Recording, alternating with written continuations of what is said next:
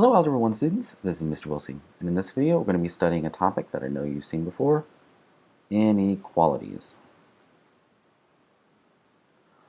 Alright, now let me just write down some inequalities for you. For example, how would you pronounce that inequality? Well, 3 is less than 5, okay? This is a true statement. 3 is less than 5. This symbol right here, the way that it is directed with the point pointing toward the left, that means that if we were to draw out a number line here, 3 would be over here to the left of 5. In other words, 3 is less than 5. Now here's another symbol that I know you've seen before. How would you pronounce that statement? Well, 10 is greater than 2, because if we were to draw a number line, 10 would be over here, 2 would be somewhere over here. 10 is greater than 2, which means that it is farther to the right on the number line.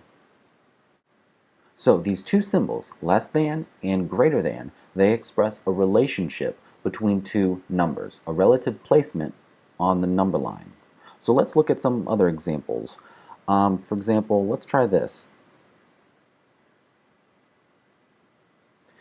If we have these two numbers, which of those two symbols should go in between them to express the relationship? Well, -3 is farther to the left on a number line. -3 would be over here, 6 would be over here, and 0 would be somewhere in the middle. So -3 is less than 6.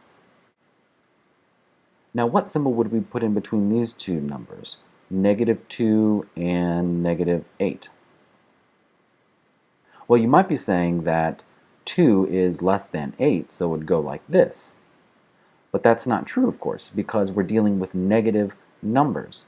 -2 is actually farther to the right on the number line. -2 is over here, -8 is over here. And just to help us out, 0 would be way over here. So -2 is actually greater than -8. So that's why we need to put the greater than symbol in between them. So I know that you've seen these two symbols before, and here are two other symbols that you've probably seen before as well. How would you pronounce these symbols? Well, the left one is called less than or equal to, because the little bar beneath the inequality symbol adds in this extra phrase, less than or equal to. Similarly, the one on the right would be greater than or equal to. So if we go back to the numbers that we've already seen here, we could also say that, on the left here, -3 is less than or equal to 6, right? This is also a true statement. So these two statements are still true, even if we put the bar beneath the inequality sign. We can also say something like this. We can also say that 5 is less than or equal to 5, right? However, we cannot say something like this. 5 is less than 5. This is not a true statement. 5 is not less than itself. Now, let me write out an inequality expression for you. How about x is greater than 6? Now, in this case, x represents a number, but it doesn't just represent a single number, because there's actually an infinite number of numbers that we can stick in for x here to make this a true statement. Can you think of some numbers? Well, this inequality would be true for, let's say, 7. It would be true for 10. It would be true for 1,000,000. Okay, so there's lots of different numbers that we can stick in for x to make this a true statement. However, it is not true for also an infinite number of numbers. For example, it is false for 6. It is false for 0. It is false for -10. So in order to kind of capture this idea that there's an infinite number of numbers that this inequality is true for and an infinite number of numbers that it is also false for, in order to capture that idea, we will always try to graph this inequality. So in order to graph the inequality x is greater than 6, here's what we do. First of all, we lay down a number line,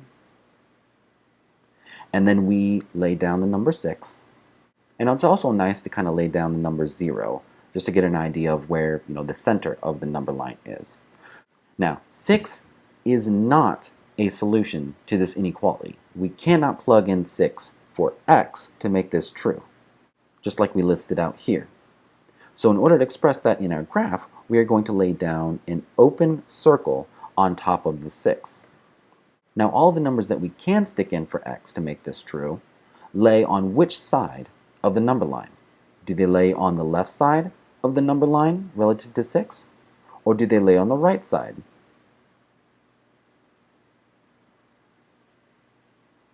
Well, going back to our list here, all of the numbers lay to the right of 6, all numbers that are greater than 6. So in order to express that, we draw a line pointing to the right. Now notice in this case, our letter is on the left-hand side of the inequality. This is usually how we like to put our letters, on the left side, right? Like at the end of solving an equation, we like to say x equals 4 or x equals -3 or whatever. The left-hand side is the standard place to put the unknown. So when the letter is on the left-hand side, in order to determine which direction to graph in, it's as easy as looking at the direction of the inequality sign. The inequality sign is pointing to the right, which means we draw our graph pointing to the right in the same direction as the inequality. Let's try graphing another one. How about c is less than 0?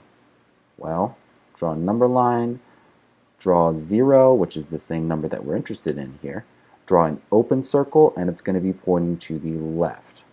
Okay, so here's our graph. This is not too bad, right?